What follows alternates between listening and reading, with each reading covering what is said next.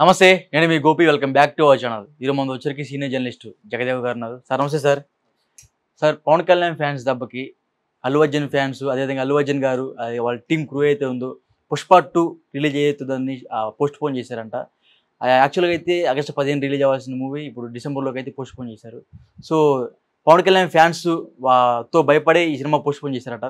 అలా ఉండదండి నాకు తెలిసి. ఎందుకంటే పుష్ప 2 సుకుమార్ గారు అంటేనే లెక్కల మాస్టారు. ఆయన అన్ని క్యాలిక్యులేషన్లు అన్ని ఇవన్నీ ఉంటాయని కూడా చాలా సందర్భాల్లో చాలా రకంగా అంటే ఒకటి అమరశిల్పి జక్కన్ అని రాజమౌళి గారికి పేరుంది.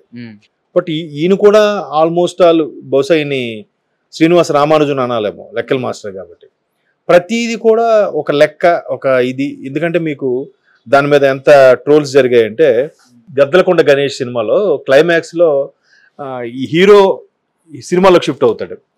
ఆయన్ని అటాక్ చేయాలని వచ్చుకున్న సుబ్బరాజు కూడా ఈ సినిమాలోకి షిఫ్ట్ అవుతానంటే అప్పుడు వాడిని కూడా పరిచయం చేస్తారు. పరిచయం చేసిన తర్వాత క్లైమాక్స్లో ఆయన గెస్ట్ రోల్ వస్తాడు అన్నమాట. సుకుమార్ వచ్చి అదేంటిది నీకు గన్ను 45 degrees పట్టుకున్నాను కదా, 90 degrees పట్టుకున్నావు ఏంటి, అది కాదు కదా అని అంటే ఆయన అంత పర్ఫెక్ట్గా రాసుకుంటాడంట. ఒక పర్సన్ నిలబడి 45 degrees గన్ను పెట్టి అంటే ఇప్పుడు ఇది 90 degrees సెంటర్ 45 అంటే 45లో పట్టుకొని నిలబడమంటే నువ్వు 90 degrees ఇట్లా స్ట్రైట్గా పట్టుకున్నావు ఏంటి, ఇట్లా ఏవో సరదాగా అందులో ఉంటుంది. బట్ ఆయన పర్ఫెక్ట్నెస్కి అదొక ఎగ్జాంపుల్ అనమాట. సో అట్లాగే డిలే అయ్యి ఉండొచ్చు. ఎందుకంటే ఆల్రెడీ పుష్ప రిలీజ్ అయ్యి 3 ఏళ్ళు అయిందా, 21 అనుకుంటా, 2 ఏళ్ళు దాటుతుంది. 2 ఏళ్ళు 3 ఏళ్ళు ఇది 24 అంటే 3 ఏడు వచ్చేసినట్టే. సో ఇన్నేళ్ళుగా అసలు లక్కీగా బన్నీకి నేషనల్ అవార్డు వచ్చింది కాబట్టి ఇంకే సినిమాలు మధ్యలో గెస్ట్ ఏం చేయట్లేదు కాబట్టి మర్చిపోయారు. బన్నీ నేషనల్ అవార్డు వచ్చింది కాబట్టి ఇంకా మళ్ళీ న్యూస్లో ఈ రాజకీయ పరంగా ఏదో నానుతూ ఉన్నాడు కాబట్టి తెలుస్తుంది. లేదంటే మరి పుష్ప 2 ఎప్పుడు ఆ గంగమ్మ జాతర గెటప్ చూసే నాకు తెలిసి సంవత్సరం అయిపోయింది. మరి అప్పటి నుంచి ఇంకా post production works, music sittings, ఇంకా అవి ఇవి, ఇంకా కొన్ని క్లైమాక్స్ సీన్స్, ఒక సీను భారీ ఫైటింగ్ సీన్ ఏదో ఉందంట, లారీ ఎగురుతున్నట్టుగా ఏదో అప్పుడు ఆ మధ్యన ట్రోల్స్ వచ్చాయి, చందనం కర్రలు అవి అవుతున్నట్టుగా. తర్వాత పుష్పాని పట్టుకోగలరా లేదా, ఆయన అడవుల్లోకి వెళ్ళిపోతున్నట్టుగా ఒక సీను, ఏవో అట్లా ఇవన్నీ కొన్ని లేదు. ఇప్పుడు ఆయన నేషనల్ స్టార్ అయిపోయాడు. పుష్పకి నేషనల్ స్టార్ కాదు కాబట్టి ఒక మంచి ఇమేజ్ ఉన్న హీరో, మంచి ఫ్లెక్సిబిలిటీ ఉన్న హీరోగా కాబట్టి ఈయనకి పాత్ర సూట్ అవుతుంది అనుకుని చేశారు. దాని లక్కీగా సూట్ అయ్యింది. ఆయన వాయిస్, యాక్సెంట్ అన్ని కనెక్ట్ అయ్యాయి. మరి ఇప్పుడు పుష్ప 2కి నేషనల్ ఫిగర్ అయిపోయాడు ఆయన బన్నీ. బెస్ట్ యాక్టర్ అవార్డు కూడా వచ్చింది. మరి ఆ ఇమేజ్ తగ్గట్టుగా తీయాలిగా, ఎక్స్పెక్టేషన్స్ పెరిగిపోతాయిగా. పెరిగిపోవడం వల్ల ఏమవుతుందంటే ఒక రకమైన భయము, ఒక రకమైన అభద్రతా భావం కూడా పెరుగుతుంది. అమ్మో భారీ ఎక్స్పెక్టేషన్స్ పెరిగిపోతున్నాయి, మనం రీచ్ అవ్వగలమా లేదా అనేది. ఆ రీచ్ అవ్వడం వల్ల ఇంకొంచెం మాడిఫికేషన్ చేస్తే బాగుంటుంది, ఇక్కడ ఇది కొద్దిగా సెట్ చేస్తే బాగుంటుంది, ఇక్కడ ఈ సీన్ కొద్దిగా మారిస్తే బాగుంటుంది, లేకపోతే ఈ సీన్ లెంత్ అయింది కట్ చేద్దాం, ఇట్లాగా ఎడిటర్తో కూర్చొని అది పెడదామా ఇది పెడదామా, లేదు ఇది బారాలేదు ఇది మళ్ళీ తీద్దాం, లేదా ఈ ఒక్క బిట్టు మరొకసారి షూట్ చేద్దాం, లేదంటే ఆల్రెడీ రష్లోంచి తీసుకొని ఆ బిట్ ఇది పెడదాం, అది బాగాలైపోయింది ఇదే బెటర్ ఏమో ఇది బాగుండదేమో, ఇక రకరకాల తర్జుమాలు అవడం వల్ల మరలా ఆ లెక్కల మాస్టర్ పర్ఫెక్ట్నెస్ వల్ల అది కాస్త డిలే అయితే అయ్యుండొచ్చు. కానీ కేవలం పవన్ కళ్యాణ్ గారు ఫ్యాన్స్కి భయపడి అయితే కాకపోవచ్చు. మరి ఇది ఎలక్షన్ ముందు ఎందుకు జరగలేదు అంటారు, ఎలక్షన్ తర్వాత ఎందుకు జరిగిందంటారు?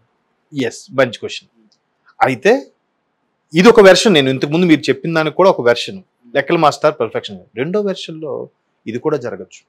ఎందుకు జరగచ్చు అంటే దీనికి చిన్న ఎగ్జాంపుల్ చెప్తాను. అంటే దయచేసి నందమూరి ఫ్యాన్స్ ఎవరేమో అనుకోకూడదు. ఎందుకంటే డెవిల్ సినిమా రిలీజ్ అయింది ఎప్పుడు, మొన్న చంద్రబాబు గారు అరెస్ట్ తర్వాత ఇప్పుడు రిలీజ్ అయింది, డిసెంబర్ ఇప్పుడు రిలీజ్ అయింది అనుకుంటా, లాస్ట్ ఇయర్. కళ్యాణ్ రామ్ గారు సినిమా చాలా బాగుంటుంది, మీరు చూసారో లేదు. దేశభక్తికి సంబంధించింది. ఒక అందులో హీరో నేతాజీ సుభాష్ చంద్రబోస్కి రైట్ హ్యాండ్ లాంటి పవర్ఫుల్ ఇంటెలిజెన్స్ ఆఫీసర్.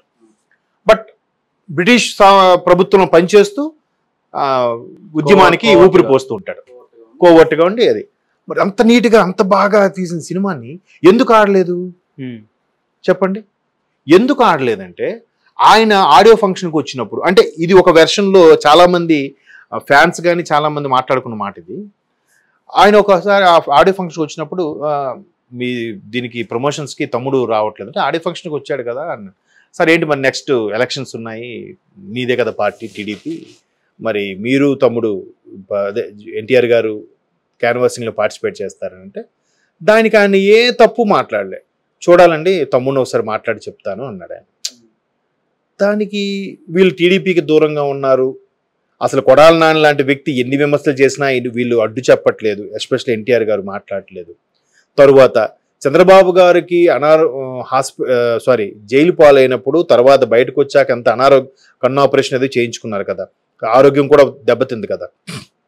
అంత జరిగినప్పుడు ఎక్కడెక్కడ వాళ్ళు వచ్చి పరామర్శన చేశారు, ఫోన్ల ద్వారా కానీ లేదంటే ఇంటికి వచ్చి పరామర్శన చేశారు. కనీసం జూనియర్ ఎన్టీఆర్ అనే వ్యక్తికి పరామర్శించడం కానీ, ఫోన్లో ఇది చేయడం కానీ, ఒక ట్వీట్ కానీ ఏమీ చేయలేదు. అది అప్పుడులో చాలా గగ్గోలు పెట్టింది ఆ అంశం, మీరు చూసే ఉంటారు. సో అట్లాగా ఎందుకు ఎంత దూరంగా ఉన్నారు, వీళ్ళేంటి వీళ్ళు సెపరేట్గా ఒక సామ్రాజ్యం స్థాపించాలనుకుంటున్నారా, లేదా తాతగారు పెట్టిన పార్టీకి ఈ నాయకత్వం వహించడం వల్ల వీళ్ళేమైనా ఇబ్బంది పడుతున్నారా అనే ఉద్దేశం. అలాంటి వార్తలు ట్రోల్స్ చాలా అవడం వల్ల డెవిల్ సినిమా ఆడనివ్వలేదు, సరిగ్గా ఎవరు రెస్పాండ్ అవ్వలేదు అనేది ఒక వార్త. వాస్తవం ఎంతో తెలియదు, ఎందుకంటే ఒకసారి చాలా బాగున్న సినిమాలు కూడా ఆడని సందర్భాలు ఉన్నాయి మన తెలుగులో. సో అలాంటి ఇంపాక్టే ఇప్పుడు పుష్ప మీద కూడా పడొచ్చేమో అని నా అభిప్రాయం. మీరు అడిగారు కదా ఎలక్షన్స్ తర్వాత ఏదైతే బన్నీ గారికి అదే మెగా ఫ్యామిలీకి అల్లు ఫ్యామిలీకి రాజుకుంటున్న నిప్పు సోషల్ మీడియాలో ఏదైతే ఉందో, సో అది మేబీ పవన్ ఫ్యాన్స్, అల్లు వారి ఫ్యామిలీకి ఆర్మీయే ఉంటే పవన్కి ఫ్యాన్స్ కాదు కదా భక్తులు అందరూ. ఆర్మీ అయినా ఒక సర్వీస్ వరకే చేస్తాడు, ఆర్మీ అయినా ఒక జీతం తీసుకుని పనిచేస్తారేమో దేశభక్తితో కొంతవరకే, కానీ భక్తుడు అలా కాదు కదా, నిరంతర భగవంతుడి నామస్మరణ చేస్తూనే ఉంటాడు భక్తుడు అనేవాడు. సో పవన్ కళ్యాణ్కి ఉండేది భక్తులు కదా. పవన్ కళ్యాణ్ అనేవాడు ఏమి ఎవరికి చెప్పడు, బాబు మీరు రియాక్ట్ అవ్వండి, మీరు రియాక్ట్ అవ్వకండి, మీరు అటాక్ చేయండి, మీరు చేయకండి, అది కూడా ఏమండి ఆయన. ఇప్పుడు మొన్న పిఠాపురంలో ఎన్నికలది మీరు చూస్తే క్లియర్గా పిఠాపురంలో వర్మ గారు ఏం చెప్పారు, ఏమండి అసలు ఎన్ని క్యాన్వాసింగ్లు చూశాను నేను, ఎన్ని రకాల ఎన్నికలు చూశాను, కానీ ఇటువంటి ఎలక్షన్స్ ఎప్పుడు చూడలేదు. ఒక ఎవరో ఎన్ఆర్ఐ వస్తాడంట, ఆ గ్రామంకి వెళ్ళి బాబు మీకు ఏం కావాలి, నిన్న మొన్న మీకు మాట్లాడినట్ట ఎట్లా చేసి వెళ్ళిపోతున్నాడు. ఆయనకి ఎవరు పవన్ కళ్యాణ్ ఎవరికి పిలవడం చేయడంట. అంటే ఈ లెక్కన పవన్ కళ్యాణ్కి ఎటువంటి భక్తులు ఉన్నారు చూడండి. సో ఇటువంటి ఫ్యాన్స్, ఇటువంటి ఫ్యాన్ బేస్ ఉన్న పవన్ కళ్యాణ్ ఆయన మళ్ళీ ఇప్పుడు ఆ బన్నీ గారు ఎప్పుడైతే వైసీపీకి సపోర్ట్ ఇచ్చారో దాని మీద ఎటువంటి ట్రోల్స్ నడుస్తున్నాయి. పవన్ కళ్యాణ్ గారు ఒక స్పీచ్లో కూడా చెప్పారు, నేను ఒక సాధారణ హీరో, నేను ఒక హీరోని, నాకన్నా మహేష్ బాబు గారు పెద్ద హీరో, నాకన్నా ప్రభాస్ గారు పెద్ద హీరో, యాక్చువల్గా వయసులో వాళ్ళందరూ ఈయనకన్నా చిన్నవాళ్ళు బట్ గౌరవని సంబోధిస్తున్నాయి, నాకన్నా రామ్ చరణ్ గారు పెద్ద హీరో, నాకన్నా బన్నీ గారు పెద్ద హీరో అని కూడా చెప్పాడు ఆయన. అది పవన్ కళ్యాణ్ సంస్కారం. మరి మీ సంస్కారం ఏంటని ఆల్రెడీ ట్రోల్స్ అవుతున్నాయి. మీరు సపోర్ట్ ఇవ్వకపోయినా పర్వాలేదు, నీ పక్కవాడికి సపోర్ట్ ఇస్తే ఎలాగా. ఇవాళ చూశాను పిఠాపురంలో ఒక హోర్డింగ్ పెట్టారంట, ఒక భక్తుడు అనుకోలేమో, ఫ్యాన్ అనకూడదు మన పవన్ కళ్యాణ్కి. ఆ భక్తుడు వీడియో పెట్టాడు, ఏంటంటే మావాడు కానప్పుడు మా వైపు ఉన్నా మాకు వాడితో పని లేదు, మావాడు అనుకున్నప్పుడు పక్కవాడు శత్రువు దగ్గర ఉన్నా ఆడు మావాడే అని చెప్పి పెట్టారు క్యాప్షన్. దాని అర్థం ఏంటి, ఎవరిని ఉద్దేశించి పెట్టాడు ఈ క్యాప్షన్? అందరికీ ఓపెన్ సీక్రెట్ అర్థమవుతున్నాయి.